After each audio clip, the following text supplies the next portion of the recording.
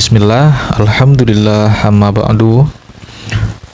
Dalam masalah ini, para ulama berbeda di dalam 3 versi pendapat.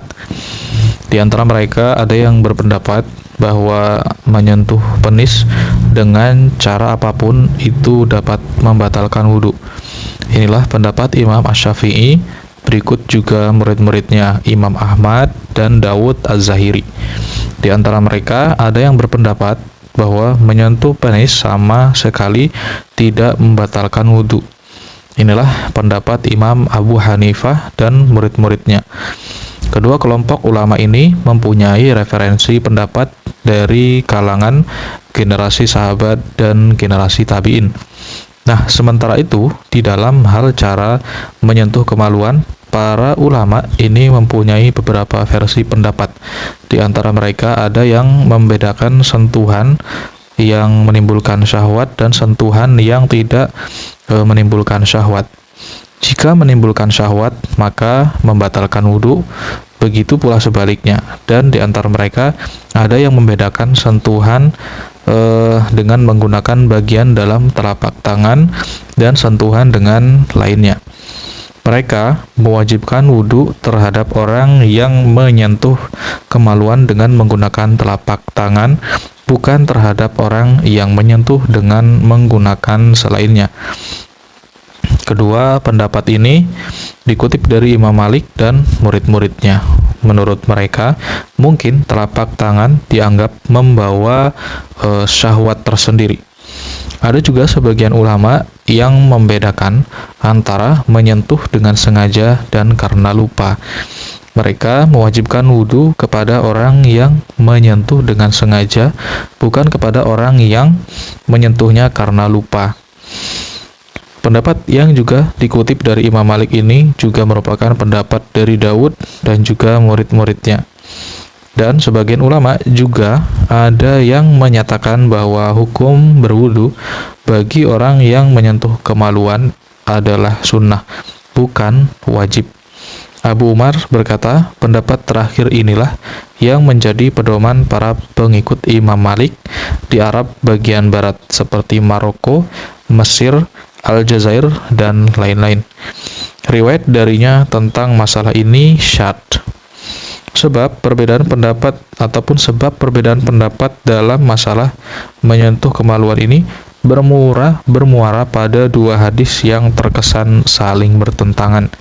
Yang pertama, hadis yang diriwayatkan dari jalur Busrah yang menyatakan bahwa ia pernah mendengar Rasulullah bersabda, "Idza massa ahadukum dzakarahu falyatawaddo."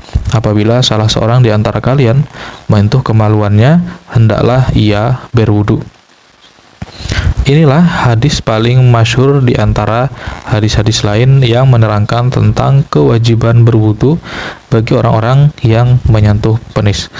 Hadis yang ditakhrij oleh Imam Malik dalam Al-Muwatta ini dinilai sahih oleh Yahya bin Ma'in dan Imam Ahmad bin Hambal, tetapi dinilai lemah oleh ulama-ulama Kufah.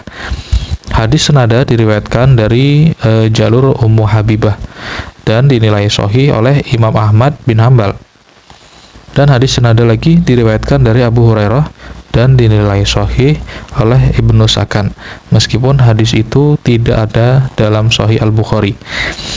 Hadis yang bertentangan dengan hadis pertama yang dibacakan tadi adalah hadis riwayat dari Tolak bin Ali yang berkata, "Qadimna ala Rasulillah wa indahu rajulun ka'annahu badawiyun faqala ya Rasulullah ma tara fi massir rajuli dzakarahu ba'da ayyatawadda'a faqala wa hal illa bat'atun minka." Aku mendatangi Rasulullah. Pada saat itu ada seseorang yang sepertinya dia adalah orang Badui. Lalu bertanya, "Wahai Rasulullah, bagaimana menurut engkau tentang seseorang yang menyentuh penisnya setelah ia berwudu?" Beliau pun menjawab, "Kemaluan merupakan bagian dari dagingmu." Hadis ini dinilai sahih oleh ulama-ulama Kufah dan lainnya.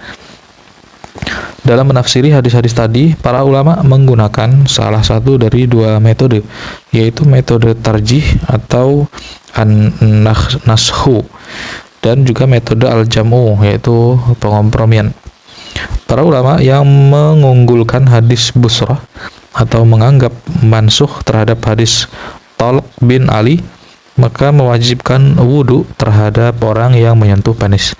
Sementara itu, para ulama yang lebih mengunggulkan hadis Talq bin Ali tidak mewajibkan wudhu akibat menyentuh penis.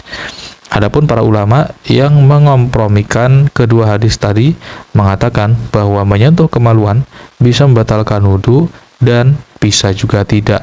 Menurut mereka, hadis busrah ini memiliki konotasi bahwa menyentuh kemaluan hukumnya disunahkan berwudu, sedangkan hadis Talq bin Ali memiliki konotasi bahwa hal itu tidak membatalkan wudu. Argumen-argumen yang dikemukakan oleh masing-masing pihak adalah mengunggulkan suatu hadis atas hadis lainnya sangat panjang untuk dibicarakan. Hal itu ada dalam kitab-kitab karya mereka. Tapi titik perbedaan mereka adalah seperti yang dikemukakan oleh Ibnu Rus tadi di dalam tulisannya ini. Wallahu a'lam bishawab.